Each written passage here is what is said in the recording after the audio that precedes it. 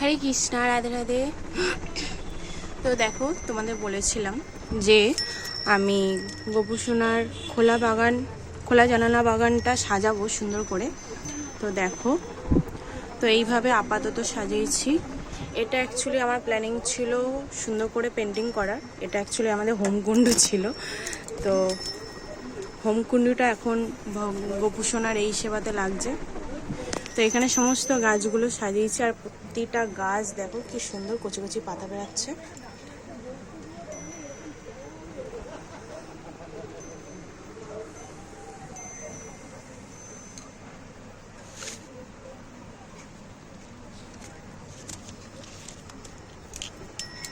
আর এখানে দেখো, এটা সেপ্টেম্বরের শেষ এবং অক্টোবরের শুরু। তো এখানে মেথি, আর এর তলাতে হালকাভাবে দেখার চেষ্টা করো, এই দেখো ধনে। তো এই দুটোতে ধনে আর মেথির দানা ফেলেছি। আর এখানে দেখো, এটা কি বলতে পারবে কেউ? আমলকি যে বনসাইটা করেছিলাম সেটা। আর এটা তো পাকুড় গাছ, তোমরা সবাই চেনো। তো এই জায়গাটা এরকম সুন্দর করে সাজিয়েছি। এই হচ্ছে ডেকোরেশন। একটু হালকা টাচ আপ দেওয়া বাকি আছে,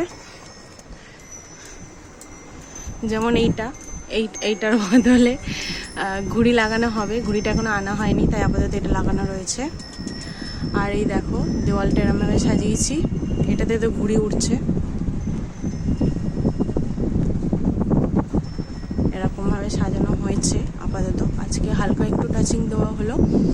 আর এই জায়গাটা এরকম সাজানো হয়েছে। আর গোপুসোনা খোলা জানালা বাগানে আরও 3 জন সদস্য আসতে চলেছে। এক হচ্ছে কদলী দেবী, 2 হচ্ছে কদবেলের বনসাই কলম গাছ, আর 3 হচ্ছে ব্রাজিলিয়ান উডস। তো 3টেই আসবে। আরও একজন সদস্য এসছে, কিন্তু সে হচ্ছে আউটডোর প্ল্যান্টদের সাথে রয়েছে, তোমাদের দেখাবো একদিন। আর দেখো গোপুসোনা আজকে ভীষণ খুশি, তার বাগানটা খুব সুন্দর করে সাজানো হয়েছে। আর অনেকে আমাকে প্রশ্ন করেছে যে দিদি, ইনডোর প্ল্যান্ট যখন, তখন শুধু জানলার ধারে কেন রাখছো? তো অ্যাকচুয়ালি কী হয়েছে, আমাদের ঘরটা প্রচণ্ড গরম। আর ইনডোর প্ল্যান্টের ঘরের মধ্যে অসুবিধা নেই, কিন্তু অ্যাকচুয়ালি সমস্যা কি, আমাদের যেহেতু ঘরের মধ্যে রান্নাটা করা হয়, রান্নার টেম্পারটা ডাইরেক্ট গাছের গায়ে লাগে।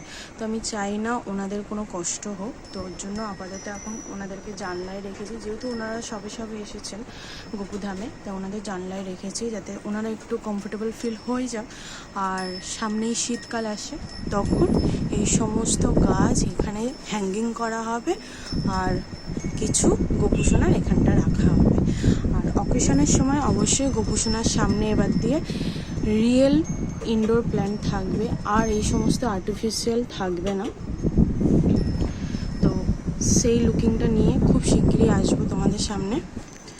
আর গোপুসোনা এখন বিশ্রাম করছে, কিন্তু আজকে গোপুসোনা দরজা বন্ধ করেনি, তার কারণ এগুলো দেখাচ্ছিল গোপুসোনার। তো এই দেখো, এই জায়গাটা দুর্গাপুজো উপলক্ষে এইরকমই সাজিয়েছি। আর তোমরা যারা জানো, আমাদের ইস্কন ভক্ত যেহেতু আমরা, তো ইস্কন ডিভোটিস, তো আমাদের সামনে খুব বড় একটা উৎসব আসতে চলেছে। একদম 1 মাস ধরে চলবে সেই উৎসব।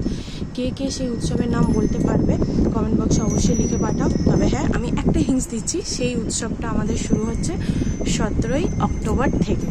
হরে কৃষ্ণা, রাধে রাধে।